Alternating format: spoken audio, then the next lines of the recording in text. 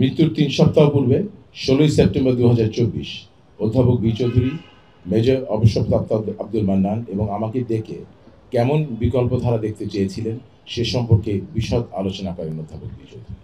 সাবেক রাষ্ট্রপতি AQM বদরুদ্দোজা চৌধুরী তার গঠিত দল বিকল্পধারা বাংলাদেশকে দেখতে চেয়েছিলেন অহিংস রাজনৈতিক সংগঠন হিসেবে, যে দলের ভাষা হবে অন্তর্ভুক্তিমূলক, শান্তিময় ও সম্মানজনক। এটি হবে সিঙ্গেল ইউনিট পার্টি এবং পেশিশক্তি প্রদর্শন নিষিদ্ধ থাকবে। এ দলে পরিবারতান্ত্রিক রাজনীতির কোনো স্থান থাকবে না।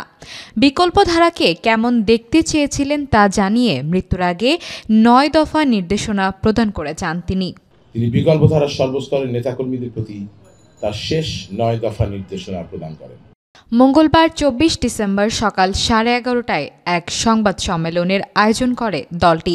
রাজধানীর বারিধারা কূটনৈতিক এলাকায় বি চৌধুরীর বাসভবন মায়াবীতে অনুষ্ঠিত সংবাদ সম্মেলনে এ তথ্য জানান বিকল্পধারার মুখপাত্র মাহি বদরুদ্দোজা চৌধুরী। দলের ভবিষ্যৎ পরিকল্পনা ও সাংগঠনিক সংস্কার বিষয়েও কথা বলেন তিনি।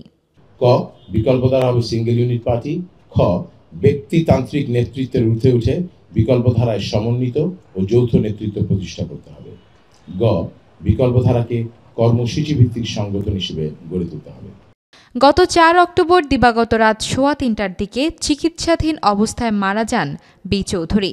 তার বয়স হয়েছিল 94 বছর। মৃত্যুর 1 সপ্তাহ আগে দলের বিষয়ে 9 দফা নির্দেশনা প্রদান করে বলে জানান তার ছেলে ও বিকল্পধারার মুখপাত্র মাহি বি চৌধুরী। সংবাদ সম্মেলনে তিনি বি চৌধুরী প্রণীত 9 দফা নির্দেশনা তুলে ধরেন। স্পিরিচুয়ালিটি, আধ্যাত্মিকতা বা রুহানিয়াত হবে বিকল্পধারার দর্শনের মূল ভিত্তি। স্রষ্টা ও সৃষ্টির সাথে সংযোগ স্থাপন, নির্ভয় সত্য অনুসন্ধান এবং অহংকার থেকে মুক্তি অর্জনের চেষ্টার মাধ্যমে সংগঠন পরিচালনা করতে হবে। বিকল্পধারার দর্শনে প্রজন্মের আকাঙ্ক্ষার প্রতিফলন থাকতে হবে। চূড়ান্ত গন্তব্য হবে সামষ্টিক জাতীয় সুখ বা গ্রস ন্যাশনাল হ্যাপিনেস। বিকল্পধারার রাজনৈতিক প্রবক্তা বি চৌধুরীর 9 দফা নির্দেশনা অনুযায়ী দল পুনর্গঠন করে দ্রুতই আনুষ্ঠানিকভাবে পরবর্তী প্রজন্মের কাছে দায়িত্ব হস্তান্তর করা হবে। এর মাধ্যমে দলটি তার দ্বিতীয় যাত্রা শুরু করবে বলে জানান মুখপাত্র মাহি বি চৌধুরী। প্রতি 20 বছর অন্তর গঠনতন্ত্রে ব্যাপক সংশোধনের মাধ্যমে আনুষ্ঠানিকভাবে পরবর্তী প্রজন্মের কাছে বিকল্পধারা দায়িত্ব হস্তান্তর করতে হবে।